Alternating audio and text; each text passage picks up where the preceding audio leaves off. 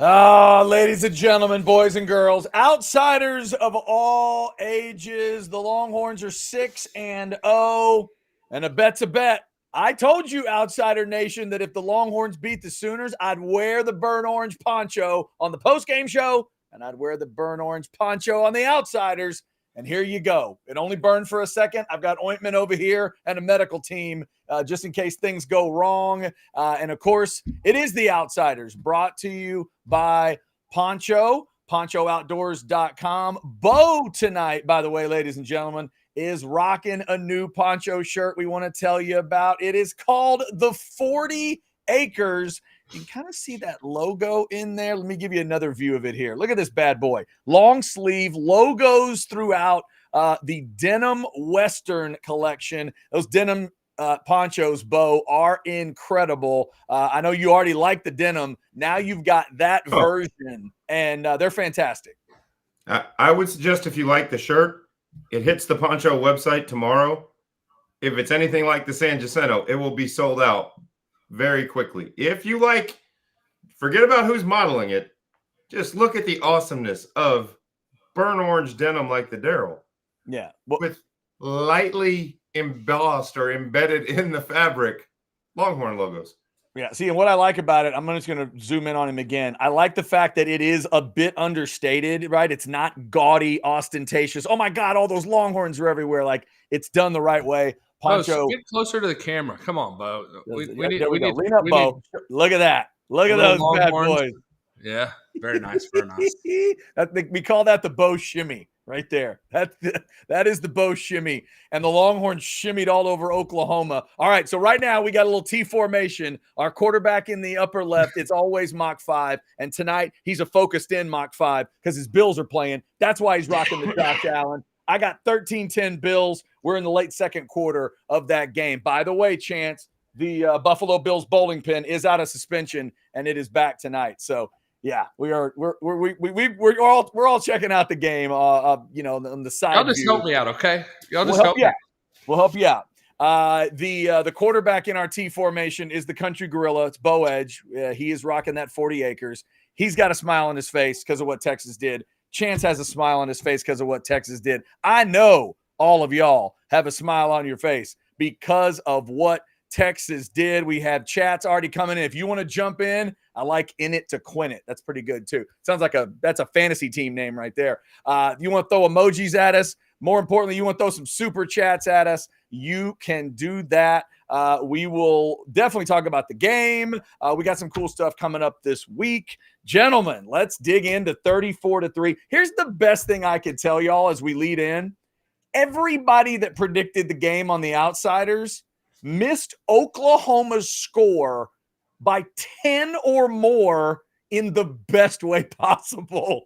Jason Dick was as close as anybody got, and he said 13. Everybody else went higher than that. We all just gave Oklahoma way too much respect in terms of what they could actually score. They could just score 3. 34-3 was the final. Chance, I'll start with you. Give me a reaction on this Monday night.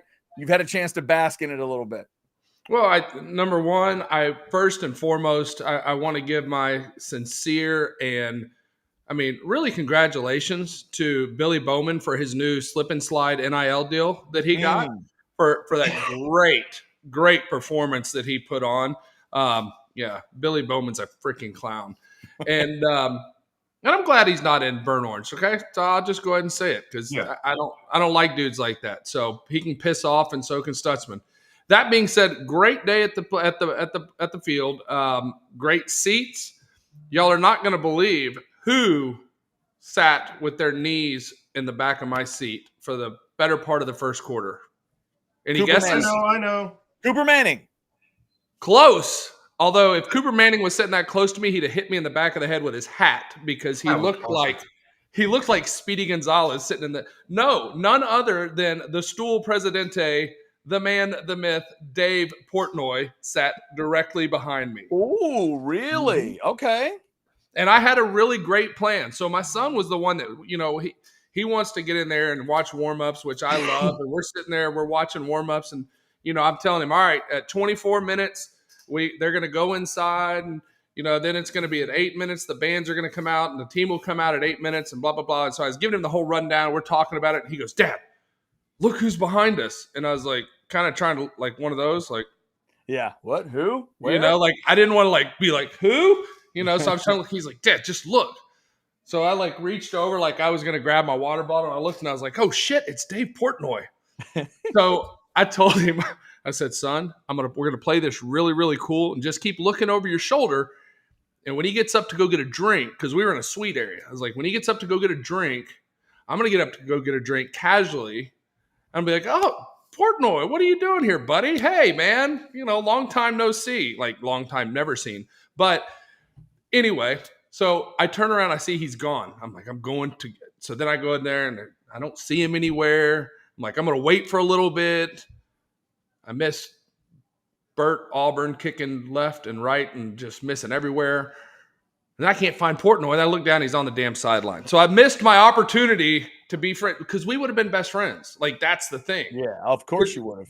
You ended up on the sideline with him, and your son would have been left upstairs. Well, let me tell you something. Portnoy is wearing a Boomer Sooner hat, so I would not have been on his sideline. Let's just say that. By the way, speaking of opportunity, Chance, your Bills just took a big opportunity at the end of the first half. Josh Allen goes SEC style to Knox for a touchdown. 10-point lead for the Bills going towards half. It's 20-10. They're not quite done with the second quarter. So the blood pressure for Chance might drop just a little bit with the 10. And, well, and in fairness, the Bills are double dipping.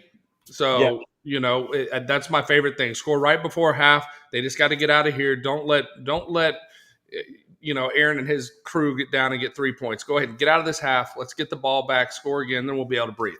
But back to the lecture at hand. So I thought Quinn started. I had a great view. I love the all 22 view, the view from the end zones where you can see everything. You can see plays develop better. It's just, as a quarterback, it's the best fan experience for me.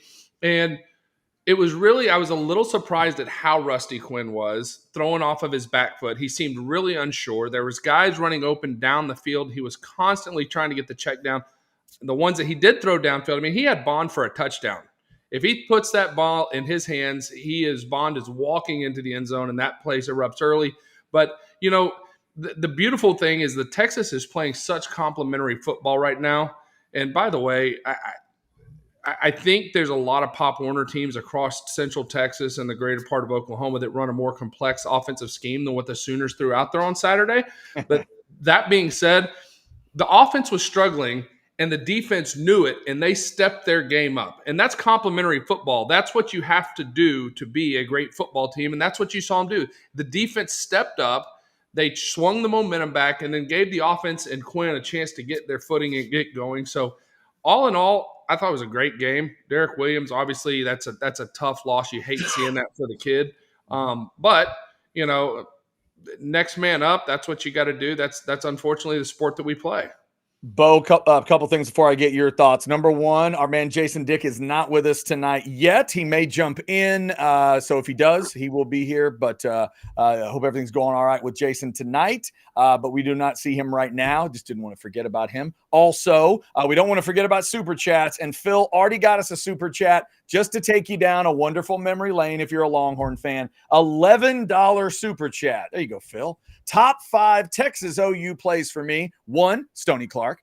2, Jordan Shipley, the kick return. 3, Jamal Charles, 80-yard touchdown run. 4, Silas Bolden, 36-yard hustle, fumble, recover, touchdown, going back to Saturday. And 5, the Wayne McGarity, 97-yard reception. Those are 5 good ones, Phil. Very, very good. Bo, tell me what you thought of 34-3, brother. Well, first, I want to say happy birthday to Chris Bennett. We got to point that out. It is Chris Bennett's birthday today. Wow. We got to give a shout out to CB. I didn't know it was today. CB, you got a tweet coming your way after we get off the air because you're the best in the world at tweeting other people. So I apologize. I didn't know. It's going in my calendar today, though. I didn't know computers had birthdays. Happy birthday, Chris Bennett. You are the man, brother. Sorry to derail it, but Chris Bennett deserves all the derailing. We have no rails. Thoughts on 34-3. It was fun to watch. The game was clunky, Quinn was a little clunky. Like, he obviously wasn't in a great rhythm, but then he still had those Quinn moments. And I'm sorry, but the throw that ended up with the replay on the sideline to DeAndre Moore, good thing he wore white shoes. But like, that throw was beautiful.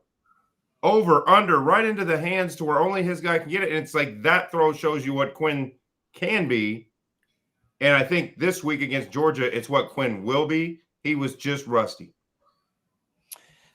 Yeah, it was it was just wonderfully oppressive if you're a Texas fan. So here's the way I would phrase it, guys. Well, let me ask this question real quick of both of you. What was the score once they kicked? What was the score when you knew Texas was going to win the game? Bo, what was the score? Honestly, having watched it, when we got upset, 7-3. 7-3, okay. I really didn't think they were going to be able to score the rest of the day. Oh, And I figured at some point Quinn would come out of his shell, but once we got a lead, I wasn't worried at all. All right, hang on. That reaction from Chance Mock means that I think Aaron Rodgers just hit another Hail Mary to end a half. Did that just happen, Chance? Did he hit Wayne Corbett? Is that who that is? Is it Wayne Corbett? Oh my God, this is unbelievable. What in the world? How can you be so good at something that's so impossible to do? It was in quadruple coverage. Oh my God, how does he do that? So What stupid. was Dane doing? Oh, good God, man. All right, okay. So maybe can we give a hat tip while we're at it? Can we give a hat tip to sure. to Mr. Wisner? I mean, what a game he had. Mm-hmm. Ran the ball so well. That was a thing that I thought it was interesting hearing a lot of Oklahoma fans talk about him. Is, you know, they were going, we had this guy. How did we let him get away? And he is one that I'm glad that we got away from Oklahoma, because it was looking that he was going to go there. But I mean, what a freaking game he played. He's so patient. He's so explosive when he puts his foot in the ground. So I got to give him a lot of credit, because I thought he really took pressure off Quinn, and really watching it from behind, and his patience with the runs and the patience to find the holes. And then when he's seeing it, put his foot in the ground and go, I thought was great. Chance, what was the score when you knew Texas was going to win? 0-0. No, after they kicked. But was this? No, there was no score. There was a moment where you thought they were going to.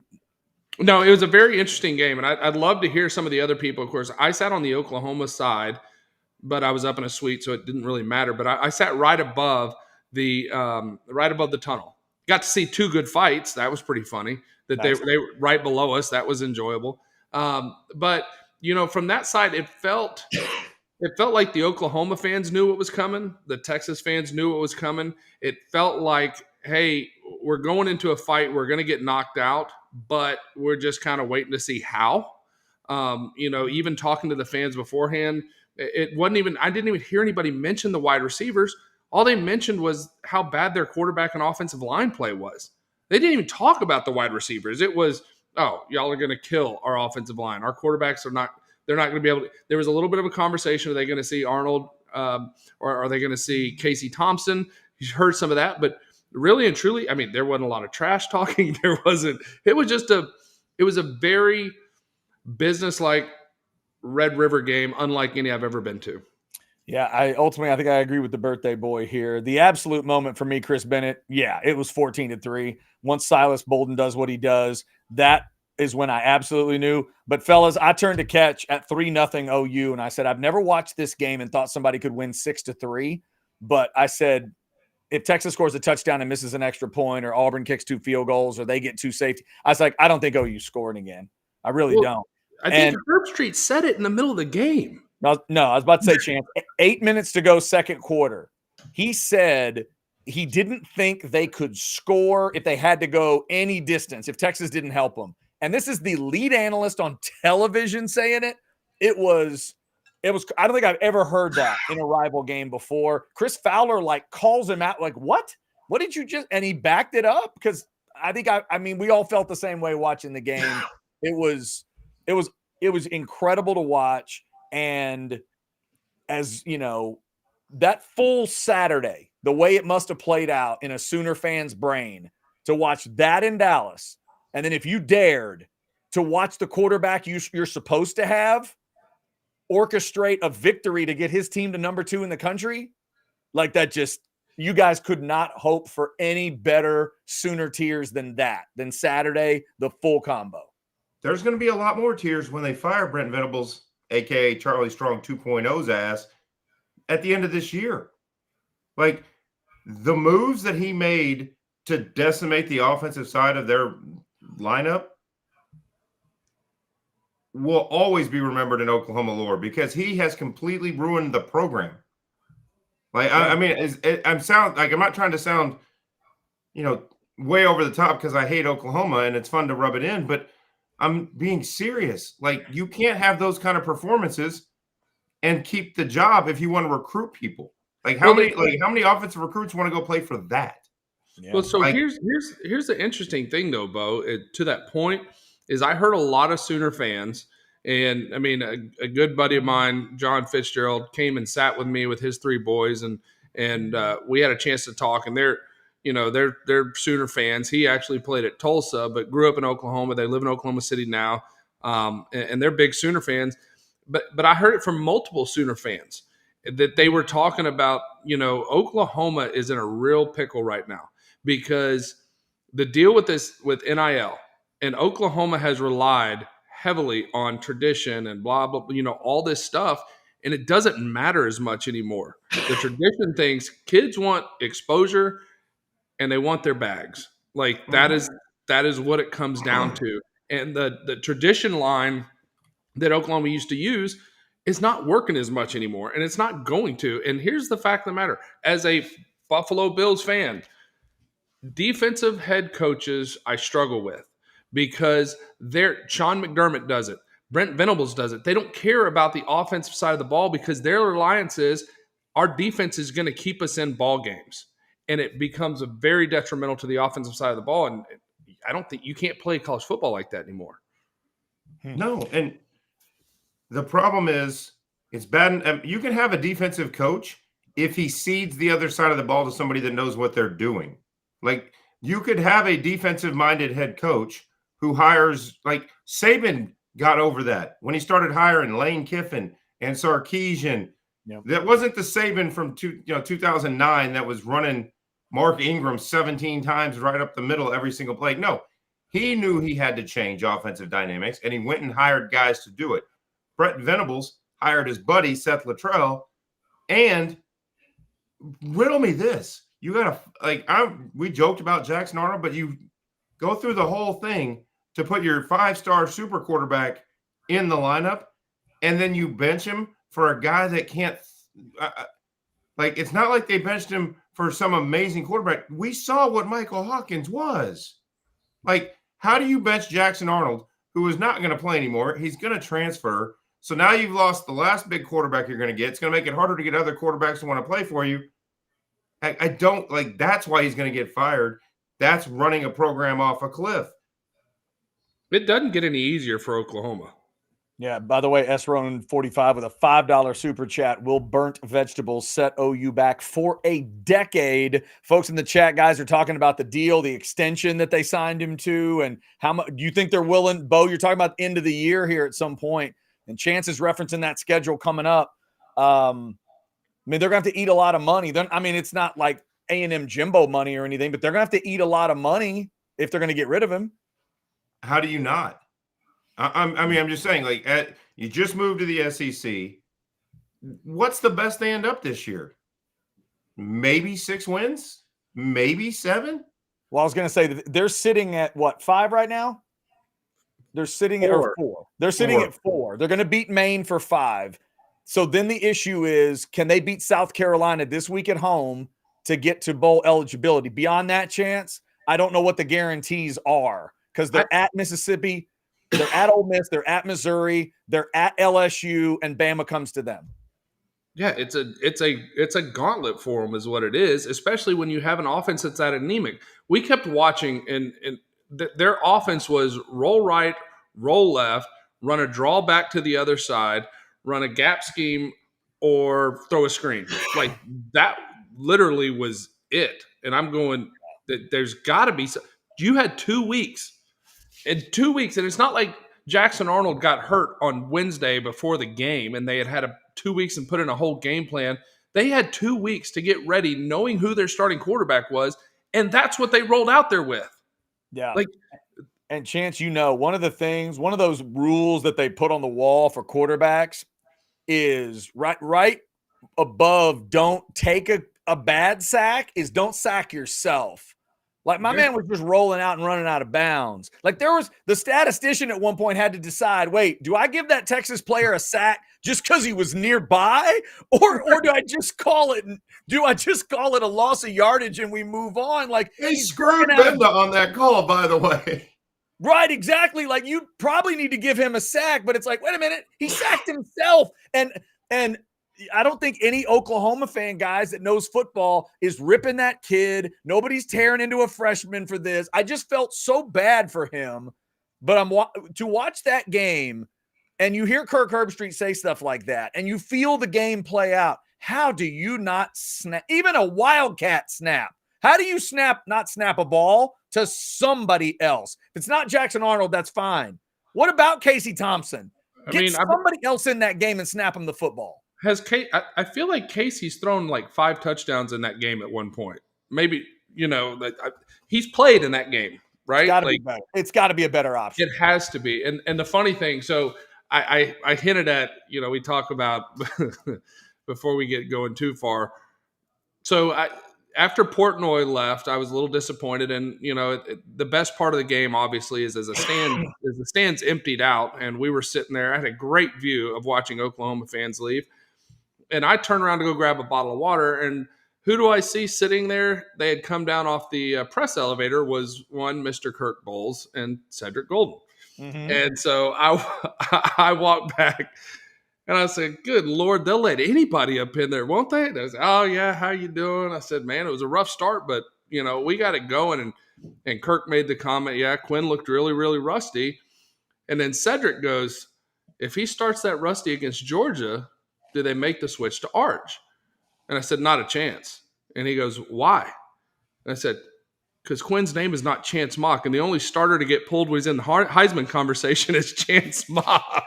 Dang. Wow. Am I allowed to say shots fired on that? I mean, I don't know what that means. Wow. I can fire shots at myself, okay? That's Mach 5 on Mach 5 crime right there. That was a chance-on-chance crime. It was. That is fantastic. Let's roll on here. Speaking of the strays, yes, we haven't announced who our guest is. We're going to do that? Yeah, we'll get there. Oh, no, we'll get there. We'll definitely get there. We do have to talk about this week because it's going to be a big week in a lot of ways. But let's go ahead and start thanking some of our great partners around here. We got over 460 folks in the Specs chat. Specs will get their love. But first up, let's get you thinking about one of them big old trucks from Covert Ford. Here we go. Covert Ford of Austin. All season, we're bringing the football fun to you with unbeatable deals on our all-new Ford F-150s. Whether you're tailgating with friends or cruising to the big game, our powerful trucks are your perfect MVP. Come experience the rugged performance and cutting-edge features that make every drive an experience. Touchdown savings await at Covert Ford of Austin, a family tradition since 1909. CovertFord.com. Covert Ford, right there on 183. Closed on Saturdays so you can watch the Longhorns. Open on Sundays so you can get a new Ford truck. F-150, Raptor, Bronco, whatever it is your family needs. If they need a car, if you want a Mustang or an Escort, big excursion to get everybody to the lake, Covert Ford has you. Go see our boy Chris Abbott right there on the floor, sitting right next to Kenny Covert on the floor. Covert Ford on 183.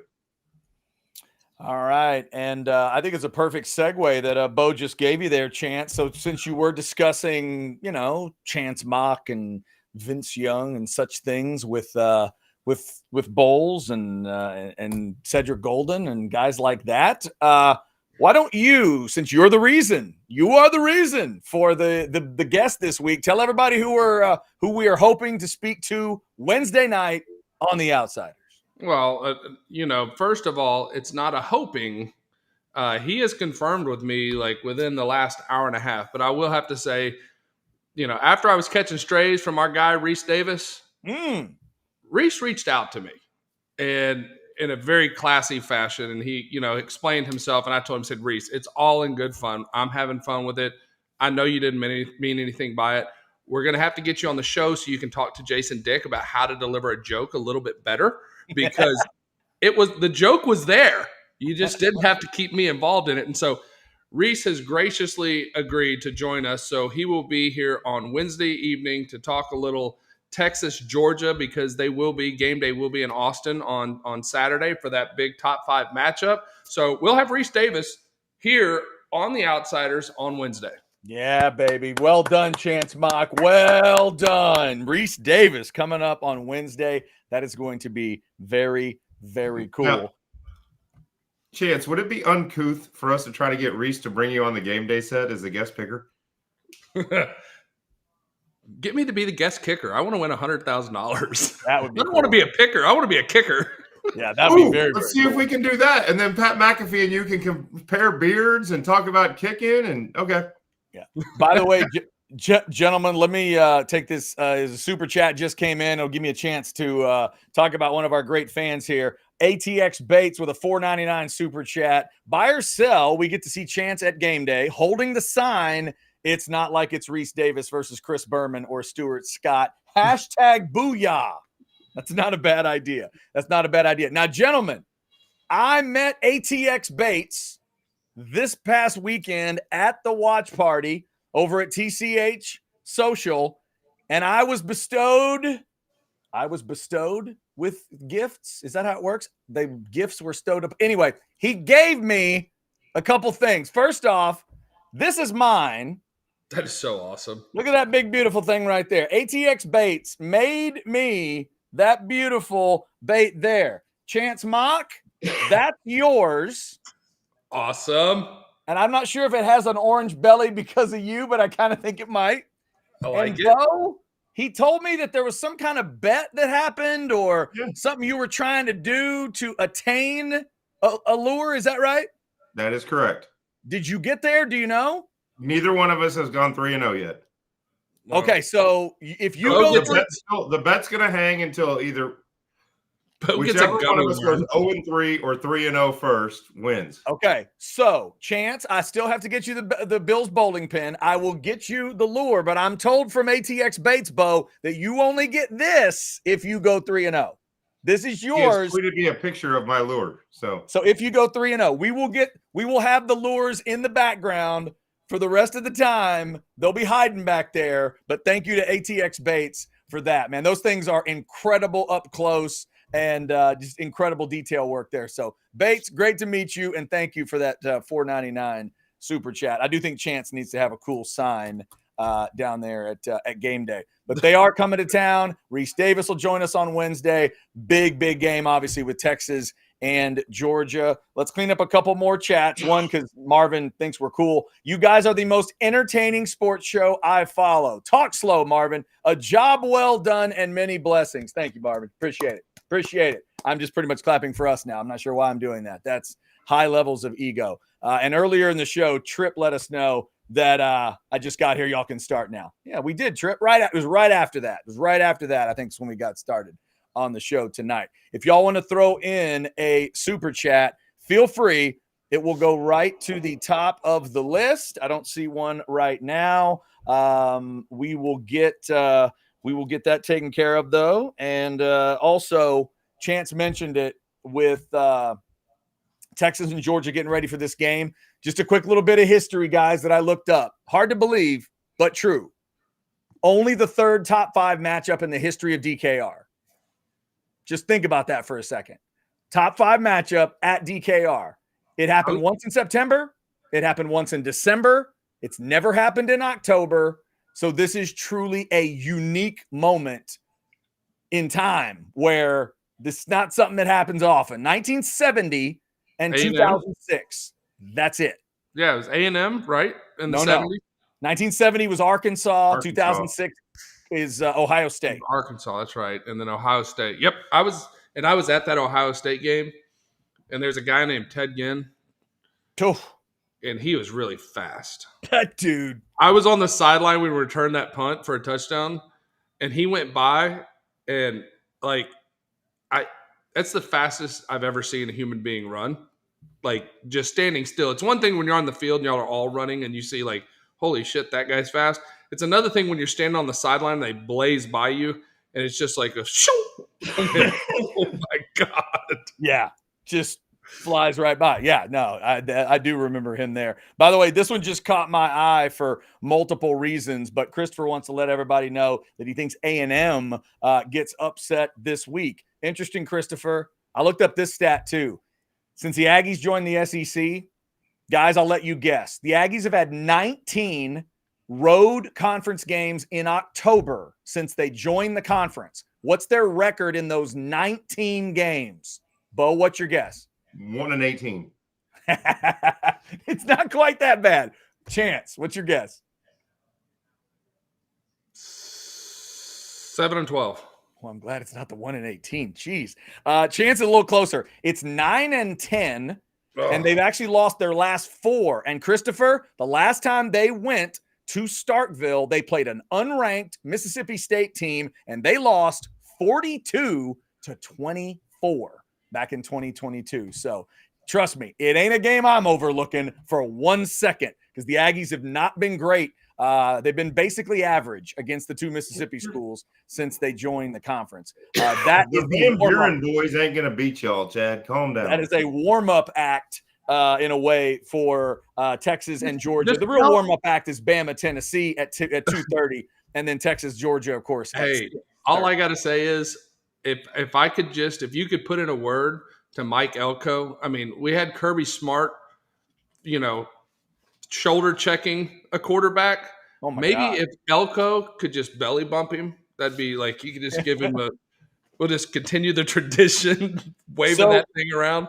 Real quick for you guys, y'all both been around a lot of football. How seriously would you take that Kirby Smart thing? What if you're Greg Sankey? What do you do anything there? It just looked it was so unbecoming to me. I do, and this is why.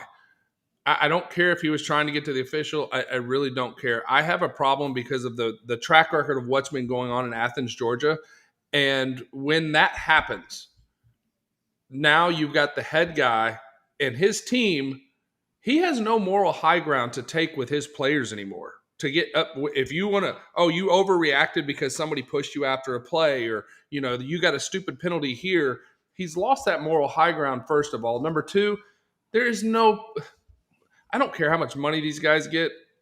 You just don't do it. It's such a bad look for Kirby Smart. Yeah, I agree. And I wouldn't go as far as, suspending him for this game or anything like that. But there had to have been a flag. Bo, I would have, to me, a flag needed to be thrown. He probably needed to be escorted off that field and then fine him and make him apologize. That's probably what I would have done. There was no gray area on what he did. Like, it was obvious what he did. And I don't care if you throw a flag in the game. Like, I get it. The official isn't looking for that. And I don't think you bring it down from the booth. But the SEC should be finding it. Yeah, that's weird. Now, ATX Bates says the SEC released a statement about it during the Feinbaum show. Bates, I didn't see it. Tell us what they said, if it's anything that you could tell us quickly, or, I don't want you to have to type out a big old statement. I didn't see a statement. I don't know if they're going to actually punish him, but he needs to be admonished. And minimum apologize to the kid. My God, you shoulder blocked the opposing quarterback. Are you what if Levy does that to Carson Beck? He gave a straight forearm shiver, and I think Kyle, you're probably exactly correct. Unfortunately, I'd like to say that I wouldn't have done that, but yeah, I probably would have. You know what? Either that, or it would have been I'm accidentally throwing it out of bounds, and you're getting one upside the head. No, don't go varsity blues on it, Chance. We both know you would have popped him right in the face if he'd have done that to you. Fellas, it was a good. Not put that out in the YouTube world. It was a good moment. 25-year-old Chance is different than now Chance. 25-year-old Chance would have fought a brick wall. Unfortunately. It was a great example of who's the adult here, because that kid had tons of self-control. I was amazed watching him. Like he didn't even like palms didn't go up. There wasn't like a what the hell are you? He just went about his business. That I Well, couldn't believe it. and I think it goes and it speaks a lot to the culture that we've seen coming out of Georgia. I mean, you have a player driving and another trainer, was she a trainer or whatever, that lost her life, right? Mhm. Tragic. She'll never be back. Her family will never get to her entire future. You know, you have that. Now you have the whole speeding ticket. There's just so much going on in Athens, and you see that and you go, okay, we got a culture problem here. We have a real culture problem, and it looks like it starts at the freaking top is the problem. Yeah, that is not It good. happens Speaking when of you win the, a couple natties in a row, you That's think it. you're above it. Did Nick Saban ever get there? I don't think so. Yeah, not there. You can't compare everything to a unicorn. That guy seems like he has no fun in his life, you know? So he enjoys selling Mercedes, I can tell you that, because he brings it up every chance he can. Yeah, he does. He does. He drives nice and slow out to that lake. How to about be- Herb to- Street, by the way? I would like to ask Reese when he comes on Wednesday. For those of you just tuning in, Reese Davis will be with us on Wednesday to preview the Georgia game, which is, I think, phenomenal and very gracious of Reese to do. But how about Kirby following him in the car with multiple cameras, That him was doing his wild. picks, then he's in the plane. I'm like, we're going too far here. Dude, Mickey Mouse has a lot of money, fellas. A lot of money. I'm thinking, wait a second. He was actually on set for like an hour and 45 minutes. I'm like, y'all couldn't have just either given him a different game, let him do the game out there, out west somewhere, or you couldn't have just left him, like, let him do the show from Dallas or whatever. You had to go through that whole show. It was crazy. It was fun, well, though. they made him do that for the spot. It was for NetJets or whatever the company was, Right. Wheels Up. Like Yep. that was a gimmick where they're like, hey, we really want Herbie getting on the wheels up. We want him getting, we want to do all this the camera shots, but like because he had no purpose being in Eugene, he could have done that remote from the Cotton Bowl just as fine. Yeah, no doubt. No doubt. All right. It is The Outsiders, brought to you by Poncho Outdoors. 560 plus of you in that Specs chat. Let's give Specs a little love. If you got a big watch party at the house and you need to get stocked up, Specs has all kinds of stuff for you. Specs same-day delivery can save the day with our Specs app or online shopping. From world-class wines to hard-to-find spirits and craft beers to gourmet foods, delicious snacks, and spectacular sweets. It's Specs. Cheers to savings. All righty. Chance Mock, why don't you tell them a little bit about Arch Public? They've heard you tell them about it from time to time on this show. What are you thinking today?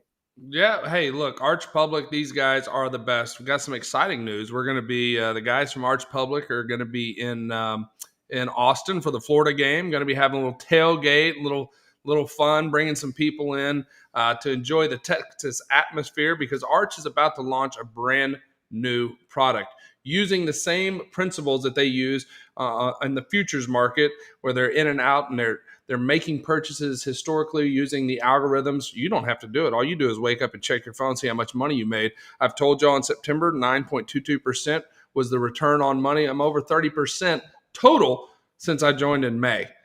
These guys have done phenomenal things. They got a new product coming out. I'm just going to tease it like this. If you've been looking at the Bitcoin market, if you've been looking to increase your holdings in Bitcoin, they got a new product coming out that's going to trigger when to buy and how much to buy based on how much you're looking to hold. It's a really neat deal. It's using computers. I mean, we're seeing things right now, and what a fascinating time to live in. We watched Elon Musk fire a rocket up into space and bring the booster down and set it back where it came from, which was absolutely phenomenal. Computers are the way to go. It's the wave of the future, and the Arch Public is the front runner in this. Great things happening over at Arch. If you got any questions, you think it might be something that might fit your portfolio, scan that QR code. Get in touch with Tillman Holloway, my wonderful guard that protected me and kept me safe and threatened to fight a horse for people in the middle of 6th Street at one point in time. Arch Public, Quentin, Tillman Holloway, and Andrew Parrish, those guys do a great job. Give them a scan. Shoot me a DM if you would like some information. I'll get you hooked up with those guys. Arch Public, I speak for them, and I tell you right now, I put my money where my mouth is, and they've made my mouth a whole lot bigger. All right. Texas and Georgia getting ready to go after it. I'm guessing that Texas and Georgia would be on top of Chance Mock's SEC power poll, power rankings for the week. Why don't we check in on week 7 with Chance? But I do see those two brand names right up on top. Chance, Texas, then Georgia. Interesting. That's not the right one. What do you mean it's not the right one? That's not the right one. That's the one you sent us today. It is the one you sent us. I sent y'all the wrong one. Oh, Chance. Come on I now. failed. What are you doing? I failed. Okay. All right. Failure. Give me your verbal, just give me your verbal top 5 then. What was different? All right. No, that is the right one. There was one that I was looking at. So this was a tough one for me. Go ahead and put it back up there. So, I sent it. I just checked. One. I just checked my text. I did not hit send on the updated one. So that's the one that I sent over. Good Lord. What are you're covering this like the Bills covered that play at the end of the first half. Come on now. Yeah, it was pitiful. So this is where I went back and forth on it was what to do with Alabama, A&M, Tennessee. LSU, look, I got to give them credit. They are rocking and rolling there, and they did a great job in the fourth quarter. Not real sure what Lane Kiffin is doing. That gimmicky offense, it's really seeming like if you can screw up the timing on that they are very, very vulnerable. So that's a real question. Where I struggled was the Missouri and Vanderbilt. I went back and forth of wanting to put Vanderbilt at 8 and Missouri down at 9. But it's hard right now because I look at it and I go, okay, number 1 is Texas. And then I feel like there's a gap between everybody else. And then that Georgia, LSU, Alabama, A&M, Tennessee, Ole Miss is kind of all in a group right there. And then you got the next group that really, it's kind of a crapshoot. It's almost turned into, like we talk about the NFL, where it's a week-to-week type deal. Yeah, I was interested in because I think A&M stayed right where they were in your ranking last week. What was your discussion? I mean, I guess you can't give Bama that third spot when they win like that against South Carolina. So you gave LSU the nod there because they beat a little bit better team?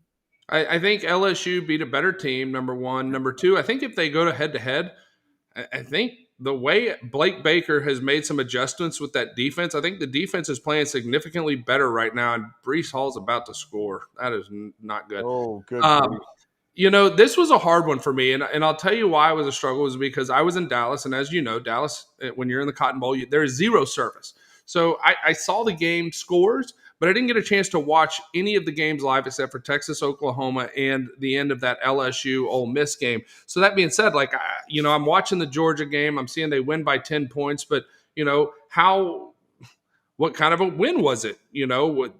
Was it a hard fought game? Was it a game that Georgia snuck out of? Was there a late touchdown that made it, close? It should have been, the Alabama game. Like, what were they doing with South Carolina? You thought they were going to come out and just absolutely whip their ass after the embarrassment of last weekend. Why was that one close? So it's really, really hard to come up with power poll rankings when you don't get a chance to watch the games. So I just did the best that I could do. With 5. Well, guys, I'll tell you a little. I went back and rewatched all of Georgia, Mississippi State. If I was a Georgia fan, here's what would concern me. It was 27-10 late in that first half. I think 27-10 might have even been the halftime score. They came out in the third quarter. They scored. It was 34-10 with a ton of time left. And then for the rest of the game, you can do the math. They get outscored 21-7. And it just kind of felt like, I'm not saying the defense was bored. I'm not saying the defense was distracted, but they gave up some big chunks, Bo, to Van Buren and that crew. They gave up some big, long pass plays. If I'm a Georgia fan coming out of that one, it's not just that it was 10 points. It's that it had a chance to be a nice blowout, kind of what Texas did to Mississippi State by the end of it. And that thing just felt way too close. I would not be as confident as a a defensive fan coming into this game in Austin as I would have been. I say you're comparing apples to oranges because this is what Chance was talking about earlier with the culture and everything that goes on. they've been so good for the last 3 to 4 years that their egos and heads are this big. They think the other team is beneath them. They're playing for stats. They're gambling for picks. They're gambling for, one-arm plays because they have no doubt they're going to win the game. It's an ego thing and it's a mentality. But the problem with people that have those sides of egos is this game is what they're looking for. This is their game to be on the biggest stage, and they don't have to gamble. They don't have to wake them up. It's two alphas going against each other. So we're going to get the best of Georgia. Like, this isn't going to be the Georgia playing against somebody they think is beneath them and fucking around. We're getting the best. And Texas fans need to get ready for that reality. This is not going to be, we'll just roll through them. Maybe I'm wrong. I said the same thing about Michigan. But you're getting the best of Georgia this week. You're getting the rabid dog Georgia this week. You're not getting the passive, we're too good for our stuff. Well, it's going to be a hell of a game. And here's a stat that jumped out to me, guys. When I saw Texas was number 1 in total defense, I thought, okay, that's awesome. Let me just double check the total offenses they faced. It's like, who's the best one? The best offense they faced by the numbers is UTSA. Michigan is 119 right now. And OU is 125 and Georgia's 28. So there's just this reality coming on both sides, really. Because other than obviously Bama, Georgia has not played a team that pushed back a whole lot. And fellas, the weirdest thing I can say about Texas right now, this is the domination we're watching. At the end of every second and third quarter that they've played this year, the opponent doesn't have 8 points. Like, think of that for a second. Every halftime and every end of a third quarter, 7 is the max for the opponent. Like, that's just chance. It's not even, it just doesn't feel real when you say it like that. Georgia should be the first team that has a proper response, that has an actual football response, and maybe can make this Texas team play a full game. Well, I think Texas is going to have to play a full game. I don't think they've played a solid 60-minute football game on both sides of the ball yet. Here's the thing that I look at Georgia. I think, and Bo's right. Yeah, their ego's inflated, but you watch them against Alabama, and you saw them claw back. You saw what their defense is capable of. You saw what their offense is capable of when it's clicking, but you also saw a lot of holes. And there are some opportunities there for Texas to take advantage. Specifically, I think there's chances for Quinn to throw the ball. I mean, middle of the field's open. I'm just going to tell you right now, middle of the field is going to be open. And if Quinn can make those throws, it's going to be there. I think our offensive line, they're big, they're physical. Say what you want about Oklahoma. Their defense is good. They have a good defense. And that offensive line played really, really well Saturday. I mean, I watched them, and I will tell you that Jake Majors, I thought the guy, I did not think there was any way he was standing up down on the goal line on the Texas end zone. And the dude popped up, pumped his chest, and went right back to the offensive line there. Yeah. So I think I'm not as concerned about Georgia as I was to start the season. I'm just not. Are they great? Yes, they're a great football team. Look at what they've done the last 3 years. Don't take that away from them. Do I think Texas is in a position this year to be able to play with them at home, at night, in that stadium?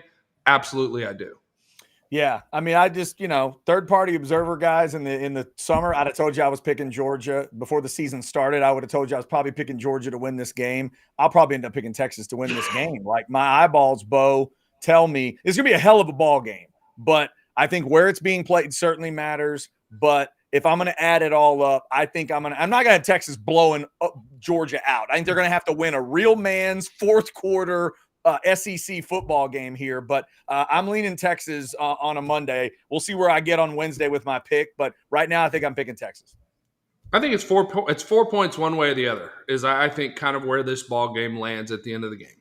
Yeah, and it's 3.5, Bo. It's Texas by 3.5. So it's like, that's what we were all trying to decide, right? Who wins it? But then if you're picking Texas, do you push it beyond that 4 point mark? If you Well, are you willing to lay the points? Now here's the question: is who can? I think this game is won in the red zone and third downs. I think those are going to be the two things. Obviously, you've got turnovers; you can't turn the football over, but it's going to be who can score touchdowns versus having to kick extra points.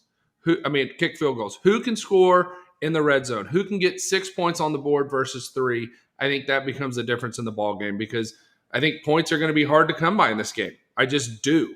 And who can capitalize when you do get down in the red zone is going to be massive. Yep, I'll try a third time. Bo Edge, you talk. Yeah.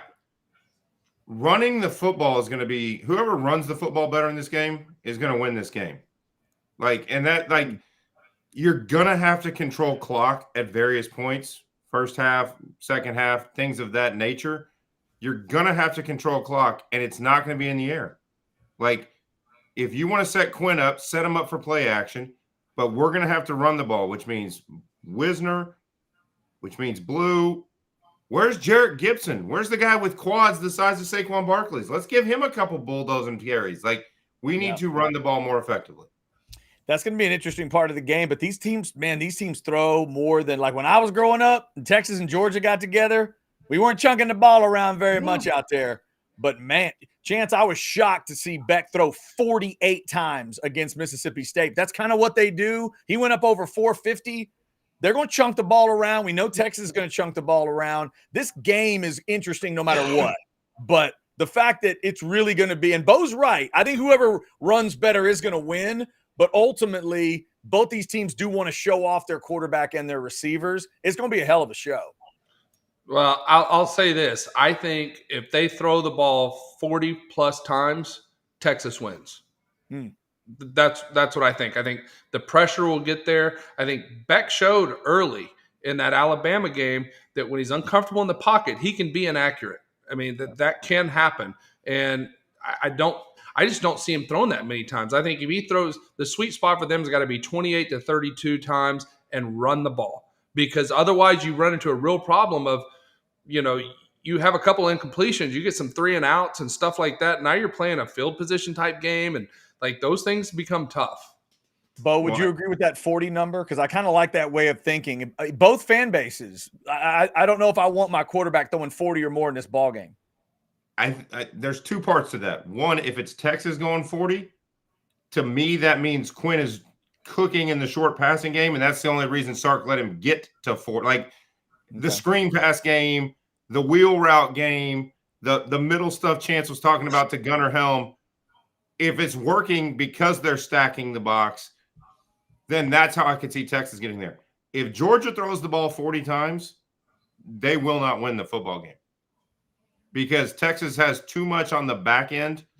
In an opportunistic back end, Beck will turn it over 2 or 3 times, which is his bugaboo. Every time Beck's had a bad day, he's turning the ball over. It's not just inaccurate. It's wildly inaccurate, easy interceptions.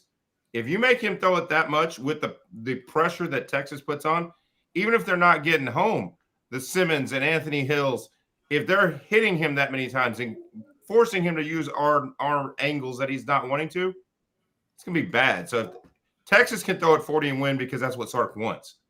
If Georgia throws it 40 times, they lose. Yep. All right, let's make sure we can get Chance out of here to watch a good hunk of this fourth quarter here. Bo, before we do it, we've talked about Star Ranch a lot on the show, and we have talked about some cool tournaments out there. There's another one on the way. Tell the folks about it. Yes, it's the Lone Star Baseball Central Golf Tournament. You can scan that QR code right there, or you can call Star Ranch 252-GOLF, 512-252-GOLF. It's a great golf tournament. It's the week after Super Cooper at Star Ranch, so I guarantee you the course is going to be in immaculate condition. A lot of fun athletes and musicians that are going to be around. Can't give you any names. Just trust me. Show up. Enjoy it. It's the Lone Star Baseball Central Golf Tournament at Star Ranch. Good stuff. And it is The Outsiders, brought to you by Poncho. Also, we've talked about it a couple times, but let's make sure you understand and make sure you hear us. Coming up On Wednesday, it's another incredible guest on The Outsiders. And if we have a great guest, it is brought to you by Last Stand Hats. The Outsider hat, you see the white one there? Yeah, oh, there it is. There are 12 different color combos on that Outsiders hat. You use the Outsiders 10 promo code for Last Stand Hats, but you've also got the Occupy Left Field stuff. You want an all gas, no brakes hat? They've got that. You want a DBU hat? They've got that. Some other schools are represented as well at Last Stand. Heck, if you're a Texas State fan, like our guy Blake, the super producer, who will be on Wednesday to pick games with us, they got Texas State stuff. Hell, I got the Texas State Old Dominion matchup here in the Hall of Helmets. Who the hell else would say that? But shout out to Last Stand Hats. They'll bring us Reese Davis on Wednesday, host of College Game Day. And not a lot of people know that Reese is a Bama guy. I had to double check that. I always thought he was a Georgia guy. Don't tell him I said that, because that probably is bad in Tuscaloosa. But he is a Bama guy. I do wonder what what is he hearing about, behind the scenes with DeBoer and what the fan base is thinking right now. But we'll get his thoughts on game day coming to town, Texas, Georgia getting together, the history of this season in the SEC, all that good stuff with Reese Davis on Wednesday night. So please make sure that you join us for a What Are You Drinking Wednesday. Bring your beverages. Did you tell Reese to bring a beverage, Chance? Make sure he has a beverage.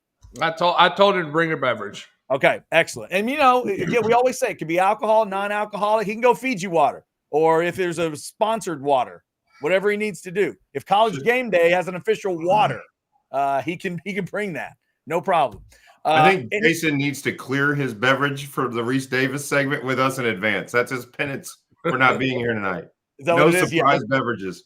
Let's make sure we double check. Fellas, anything else we need to hit before we get out of here and let Chance watch the rest of his Bills game? Let him go watch his Bills. All right. Thank everybody for liking, subscribing, getting your notifications. It is 20 all late third quarter in the Monday Nighter. So we're going to let Chance go deal with that and see if his Bills can pull that off. We'll be back on Wednesday night getting ready for Texas and Georgia. Thanks to everybody for jumping in. We got damn near 650 of you in the Specs chat as we get ready to close the door. Did I make sure we got everything? Yeah. You know what, Kyle? We'll get to it. How Chance feels about his side piece this year, LSU. He'll give you some more thoughts coming up. Big matchup in a couple weeks at College Station. LSU and A&M. Will they meet as undefeated SEC teams? We'll see. A&M's got to handle their business in Starkville, and LSU. What's LSU got this week, Chance? Top of your head? Hang on, are they back here? Oh, Arkansas. There it is. It's the boot. Playing for the boot. I got it right back there. Yep. Yeah, they got to handle the boot, and that's in Fayetteville this year. And then A&M's got to handle Starkville. So if both go on the road, then the matchup in College Station is even bigger. We'll see. Hold on. Randy brought up a great point on the chat. We might want to get the interview guest train reinvigorated with Reese so he can kick us to Pat McAfee. It may happen. You know what? Hey, Let's we'll tradition on the Outsiders. Each guest names the next guest who you want to bring on. There you go. Hey, the worst he could say is no, right? Reese, could you get us McAfee? There's nothing wrong with having to. His answer might be, "Are you sure you want McAfee?" Yeah, right. Are you sure? Right? Are you sure you want? After 15 minutes with us, he's going to know we fit in just fine with McAfee. Exactly. We'll try to do that on Wednesday. Wednesday, 8:30, the What Are You Drinking Wednesday edition with Reese Davis as we get ready for Texas and Georgia. Y'all have a good Monday night. You got Anwar and the Old Fashioned cranking up at 9 a.m. in the morning. Thanks to everybody. Thanks to Poncho for being such a great sponsor. That's what I need to do one more time. Bo's got the 40 acres on there. Let's show you the 40 acres. That's what Bo's got on tonight. Check out that beautiful shirt at ponchooutdoors.com. Remember, October means they are trying to raise some money for a great organization. 50% of the profits from the pink shirts will be donated to Casting for Recovery. They got 3 great ideas for you there. If you're looking for a pink shirt for somebody, ponchooutdoors.com. And please make sure you mention mention Orange Bloods Live and or the Outsiders when they ask how the heck you heard about Poncho. I had somebody at TCH Social last week at the watch party ask me about the Poncho shirt and is it really a good shirt? And I get asked all the time. It's an incredible shirt. They have some great stuff. Check them out. Y'all have a safe week. We'll talk to you Wednesday night. Until then, we are the Outsiders.